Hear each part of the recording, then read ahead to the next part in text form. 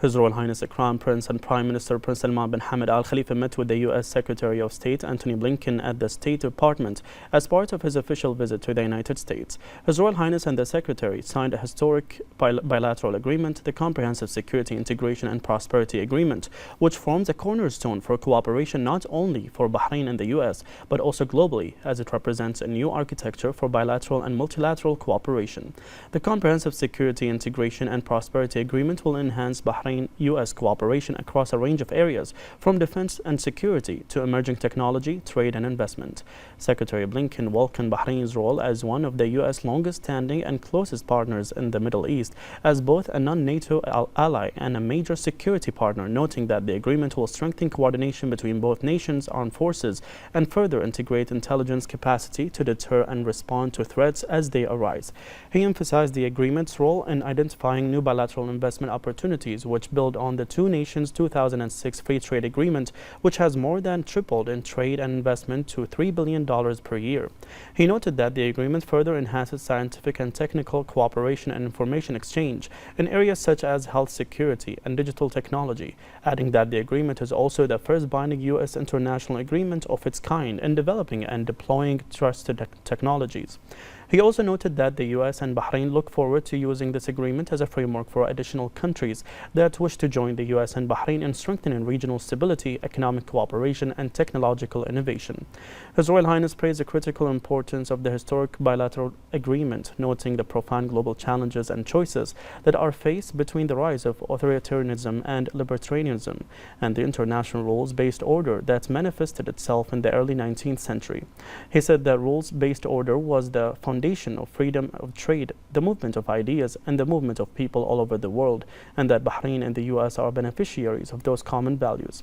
His Royal Highness welcomed the agreement's role in focusing not only on security and defense, but also on economic and technological cooperation, and that the signing will be the foundation for a new global architecture, given the open-ended nature of the agreement. His Royal Highness reaffirmed Bahrain's commitment to further deepening Bahrain-U.S. relations and implementing the new Comprehensive Security, Integration and Prosperity Agreement.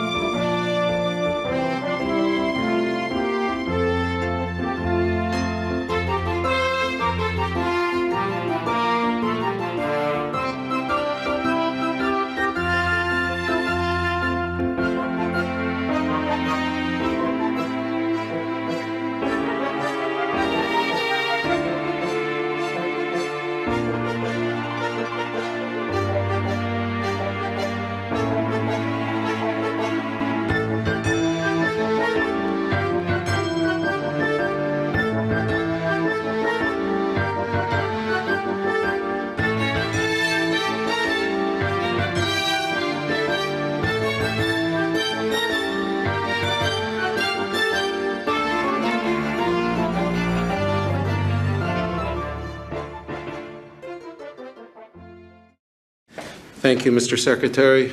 Ladies and gentlemen, it is a great honor and a privilege to be standing in front of you on this historic day. I have witnessed the closeness of our two countries, and I have understood through deed and word what it has taken to get us to this point. Long ago, over 130 years ago, a group of missionaries came and established the first we could call it hospital, but I think it was really just it was a small little health center that did become, in fact, a hospital in 1903.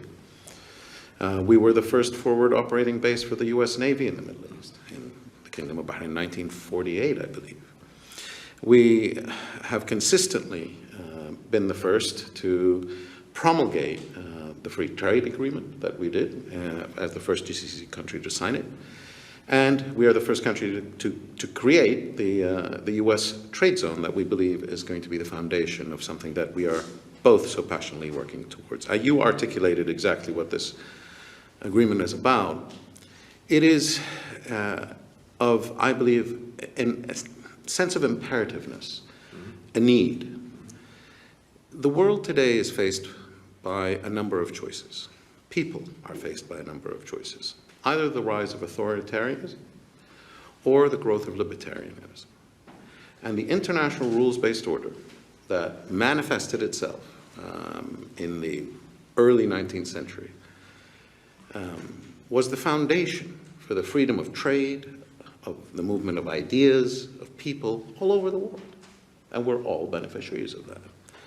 And those common values, the values of a Bedouin in the desert of Arabia who could pick up his house and move if he didn't like the level of rainfall he had or something, is essentially the freedom to go where one wants to go, to live how one wants to live, and to build a future for one's children that is hopefully brighter than the one that they lived.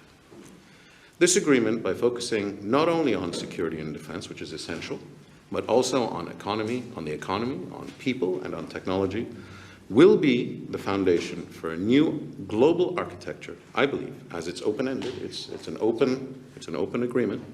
We will be welcoming more members, hopefully, that I think is as significant as the decisions that were taken after many of the global upheavals historically. So we are setting sail confidently. We are reaffirming our direction. And I couldn't be more honored on behalf of His Majesty to be here to sign this agreement on this day with you in Washington, D.C. Thank you, Mr. Secretary.